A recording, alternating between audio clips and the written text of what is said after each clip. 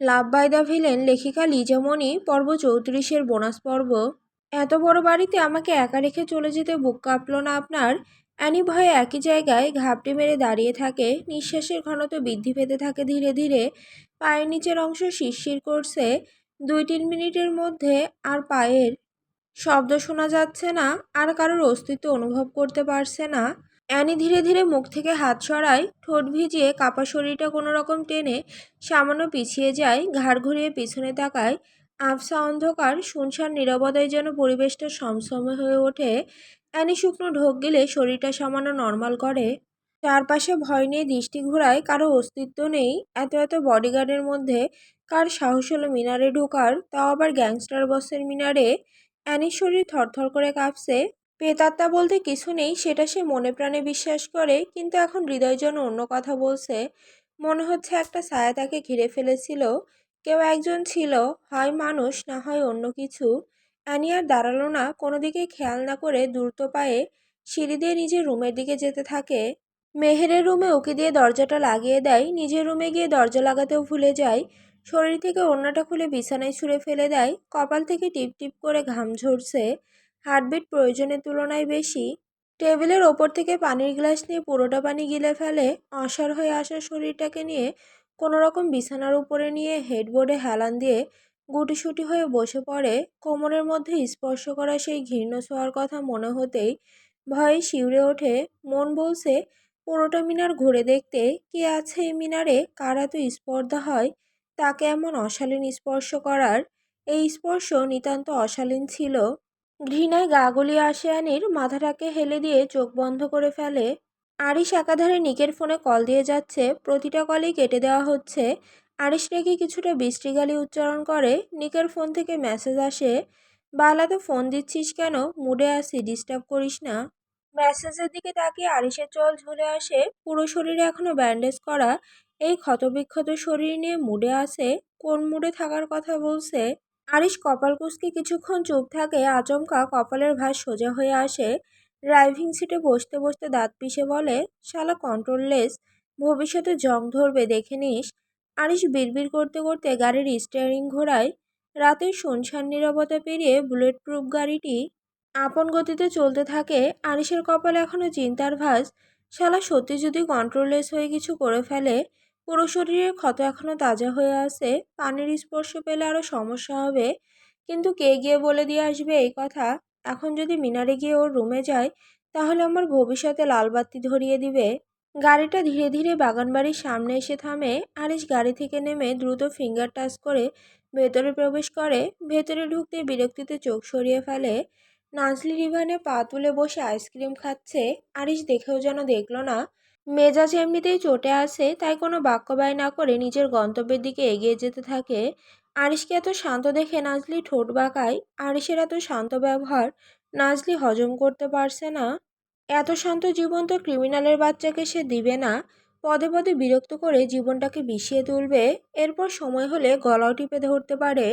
নাজলি গলাকে সে হাসি দিয়ে বলে, স্বামী জান, জান, হেই বেবি, হানি, সুইট হার্ট, হ্যান্ডসাম বয়, আমার চকলেটের ডিব্বা, মাই রেড ফ্ল্যাগ হাজব্যান্ড, কুত্তার বাচ্চা, ক্রিমিনালের বাচ্চা, শুনতে পাচ্ছিস না?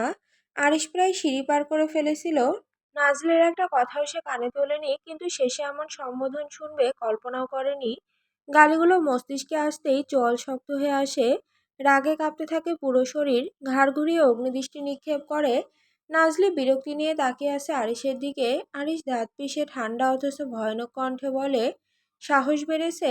নাজলি দু কদম এগিয়ে এসে বলে, এইটা আমার প্রথম থেকেই ছিল, ক্রিমিনালের বউ আমি, সাহসী না হলে কি চলবে স্বামীজান?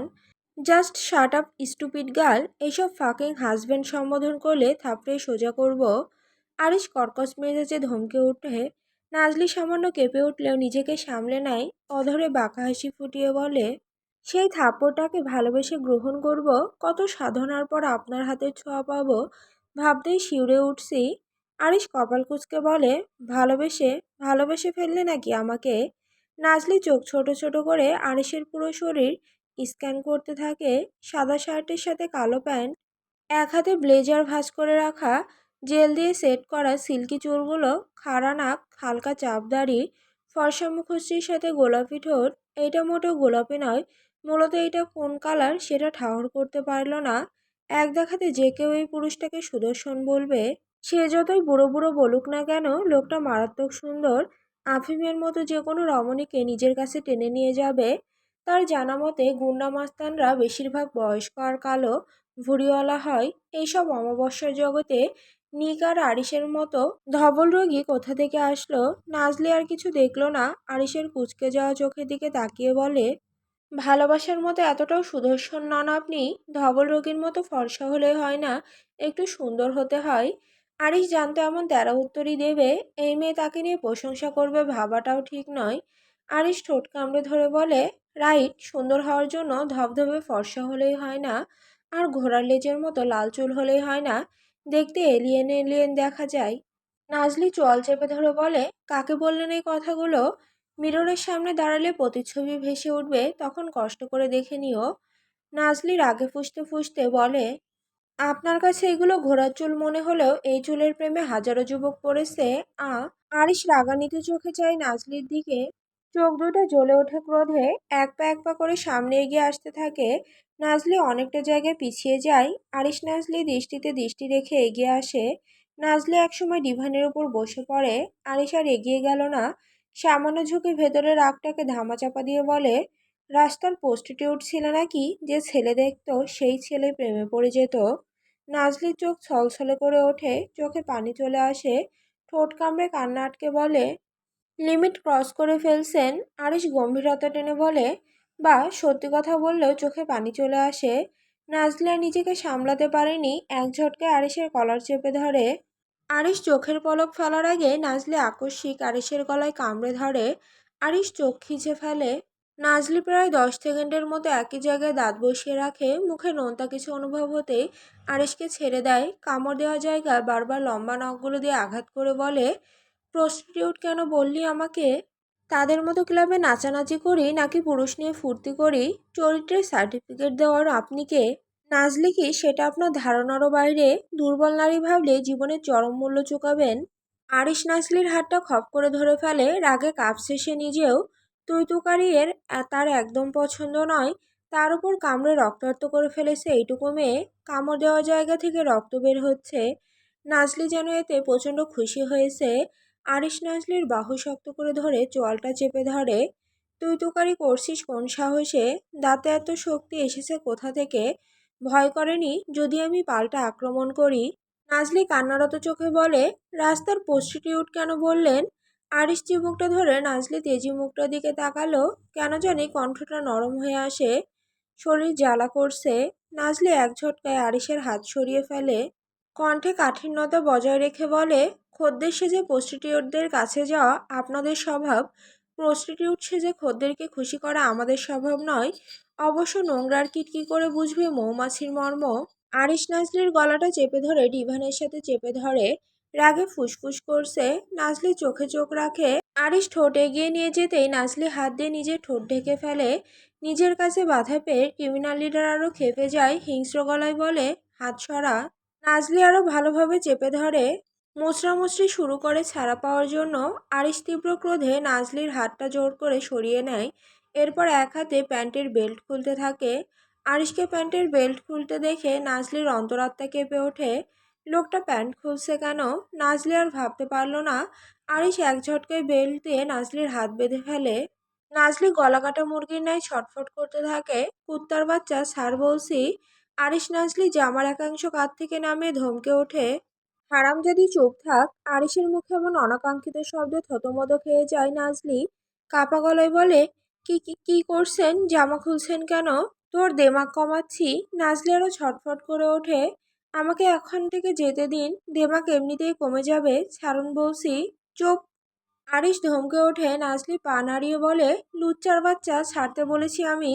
আরিশ চোয়াল শক্ত করে নাজলির পা নিজের পায়ের ভাঁজে নিয়ে বলে, লুচ্চামি কাকে বলে সেটা তোকে শিখাচ্ছি।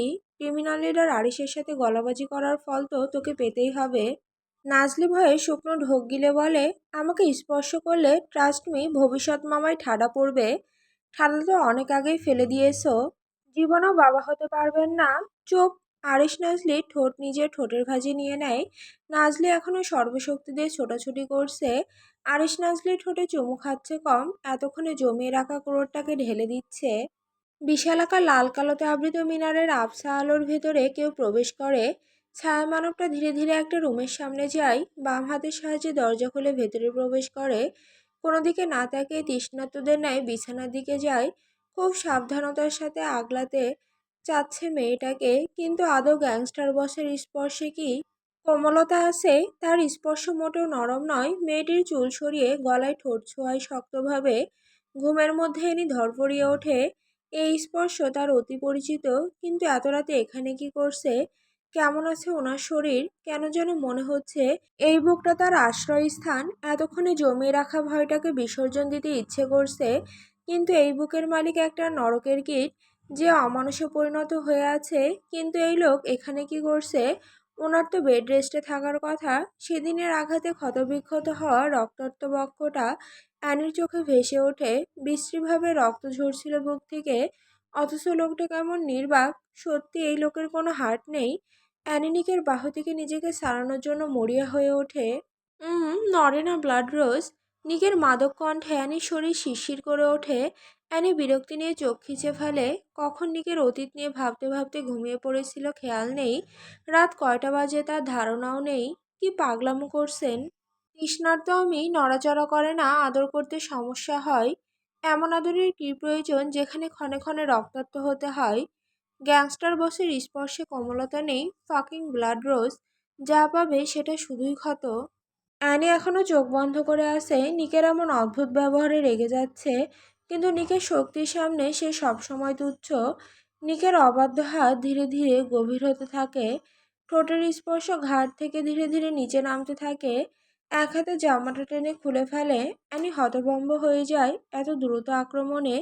নিকের হাত বক্ষের দিকে এগিয়ে আসতে অ্যানি শক্তভাবে হাত চেপে ধরে, কিন্তু অবাধ্য নিকের সামনে বর্তমানে অ্যানির শক্তি কিছুই না। অ্যানির হাতটা সরিয়ে ফেলে। ধীরে ধীরে নিকের স্পর্শ শক্ত হতে থাকে। নিক খামচে দিয়ে ধরে অ্যানির পেটের নরম অংশ। এতটা ক্রোধ নিয়ে ধরেছে যে রক্ত বের হয়ে এসেছে। আকস্মিক ব্যথা অ্যানি সহ্য করতে পারল না। বালিশের এক অংশ চেপে ধরে চিৎকার করে ওঠে, কিন্তু নিকের কাছে এই চিৎকারটা সহ্য হলো না। এক ঝটকে অ্যানিকে ঘুরিয়ে ফেলে বিছানার সাথে চেপে ধরে অ্যানির উপরে উঠে আসে। গাল দুটো শক্তভাবে চেপে ধরে দাঁত পিষে বলে, কে এসেছিল আমার অনুপস্থিতিতে? কে এসেছিল রুমে? অ্যানি ব্যথায় নাক মুখ খিচে ফেলে। ফুপিয়ে কান্না করে ওঠে মেয়েটা। অ্যানির কান্না এই মুহূর্তে সহ্য হচ্ছে না নিকের। গাল থেকে হাত সরিয়ে গলা চেপে ধরে গর্জে ওঠে, বান্দির বাচ্চা, কথা বলছিস না কেন? কে স্পর্শ করেছে তোকে? কাকে স্পর্শ করতে দিয়েছিস? অ্যানি কোনো মতে কান্না আটকে রেখে নিকের দিকে তাকাই। হাত সরানোর ব্যর্থ চেষ্টা করে বলে, ব্যথা পাচ্ছি, হাত সরান। নিক আরো ক্ষেপে যায়। হাতের দৃঢ়তা আরো শক্ত করে হিংস্র হায়নার ন্যায় ক্ষেপে ওঠে।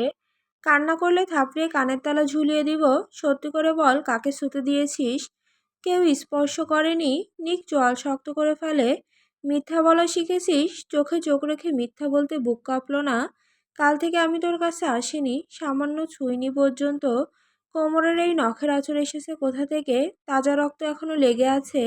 অ্যানির গলা শুকিয়ে আসে। শরীরে এত ক্ষত চিহ্ন যে এখন আঘাত পেলেও হুঁশ থাকে না। ঠোঁট ভিজিয়ে নিকের হিংস্র চোখের দিকে তাকায়। অ্যানি নিকের হাত চোয়াল থেকে সরিয়ে বলে, অন্ধকারের মধ্যে কে স্পর্শ করেছে বুঝবো কিভাবে? নিক ফুঁসে ওঠে, আমার আমানত জিনিসের ওপর অন্য কাউকে স্পর্শ করতে কেন দিলি? সামান্য সময় নিজেকে নিরাপদে রাখতে পারলি না? নিচে নেমেছিস কেন? অ্যানি চোখের দৃষ্টি নামিয়ে ভয়ে কাঁপা গলায় বলে, পানি খেতে।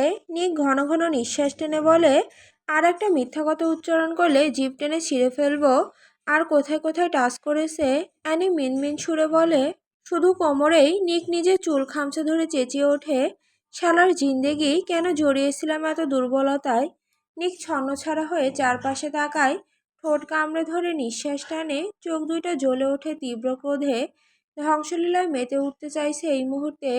অ্যানি নিকের বুকের দিকে তাকায়। সাদা ব্যান্ডেজ এখনো শরীরে জড়ানো। অ্যানির চাহনির মধ্যে নিক অ্যানির হাতটা শক্তভাবে চেপে ধরে। অ্যানি নিকের দিকে তাকায়। নিক বিছানা থেকে নেমে অ্যানিকে এক ঝটকায় নামিয়ে ফেলে। অ্যানি নিকের দিকে আবারও তাকায়। অন্তরাত্মা শুকিয়ে আসছে তার।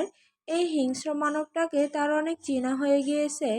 নিক অ্যানির হাত চেপে ধরে হিড় করে টেনে নিয়ে যাচ্ছে নিচে। অ্যানি যন্ত্রণায় ছটফট করে ওঠে। কোকো, কোথায় নিয়ে যাচ্ছেন আমাকে? নিকের কোনো উত্তর নেই, শুধু গ্যাংস্টার বসের নিঃশ্বাসের শব্দ শোনা যাচ্ছে। নিক ফিঙ্গারের সাহায্যে একটা কাউচের ওপর টাচ করে, সাথে সাথে কাউচটা দুই পাশ দিয়ে খুলে যায়। অ্যানি অবাক হয়ে যায়, সে তো ভেবেছিল এটা শেষ দেওয়াল, কিন্তু এদিকে তো ভয়ানক সুড়ঙ্গ পথ। অ্যানি ভয়ে নিকের হাত চেপে ধরে। কি আশ্চর্য, সিংহের গুহায় ঢুকে সিংহকে চেপে ধরছে ভয় নিবারণে।